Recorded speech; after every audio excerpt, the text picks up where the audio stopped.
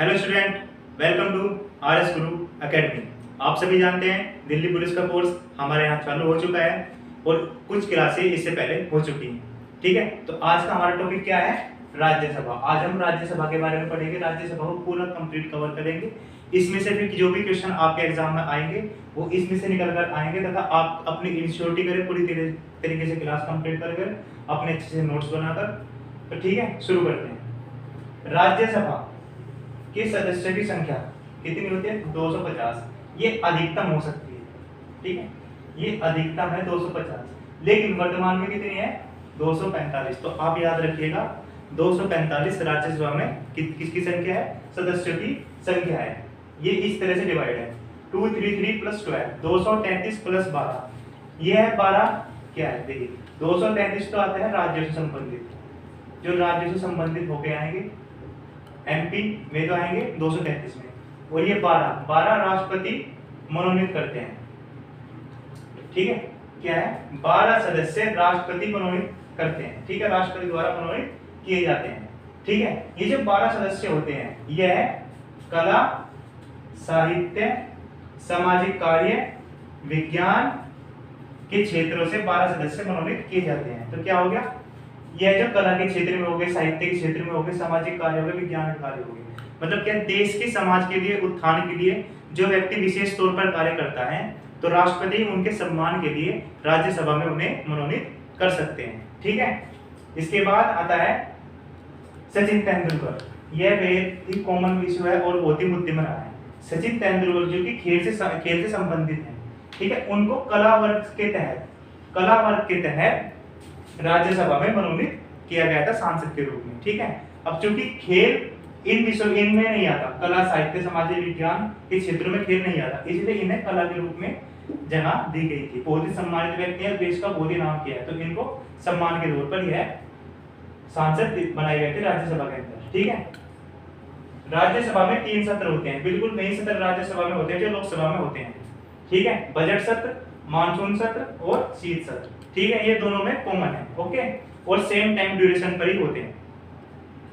कार्यकाल, अगर राज्यसभा कोई कार्यकाल पूछे तो आप कहिएगा राज्यसभा लगातार चलने वाला सदन है, यह कभी भी खत्म नहीं होता, यह लगातार चलने वाला सदन है।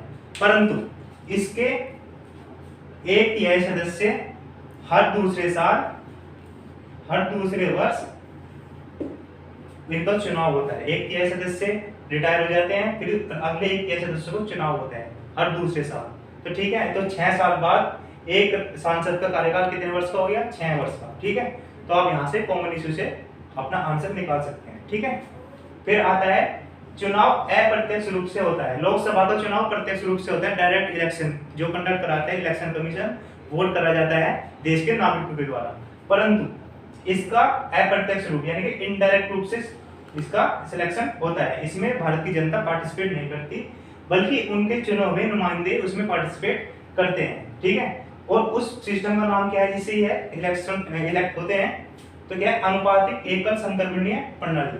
बिल्कुल वही प्रणाली जो राष्ट्रपति के इलेक्शन में यूज होती है, सेम उसी प्रणाली से यहाँ पर भी इलेक्शन किए जाते हैं। ठीक है, इसके बाद आता है उत्तर प्रदेश। उत्तर प्रदेश की सबसे अधिक सीट है राज्यसभा के अंदर, कितनी है? 31। ठीक है, उत्तर प्रदेश की सबसे अधिक सीट कितनी हो गई? 31। ठीक है, इसके साथ साथ केंद्र शासित प्रदेशों में दिल्ली व पांडुचेरी भी पार्टिसिपेट करते हैं इनके चुनाव में। ठीक है, जब इनका चुनाव होता है तो दिल्ली और पांडुचेरी के सदस्य पार्टिसिपेट करते हैं, बाकी कोई भी केंद्र शासित प्रदेश का सदस्य इसके चुनाव में पार्टिसिपेशन नहीं करता। अब हम नजर डालते हैं राज्यसभा के सभापति। राज्यसभा के सभापति कौन होते हैं?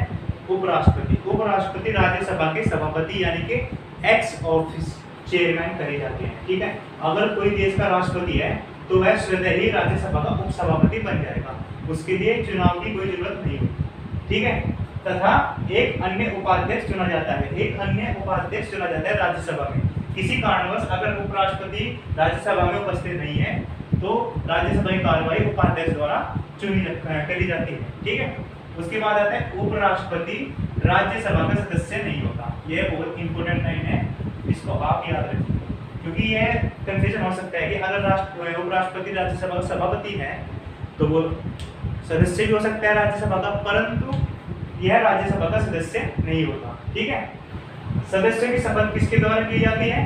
तो सदस्यों की शपथ राष्ट्रपति करवाते हैं। ठीक है, इसकी कुछ विशेष शक्तियां पर नजर डालते हैं।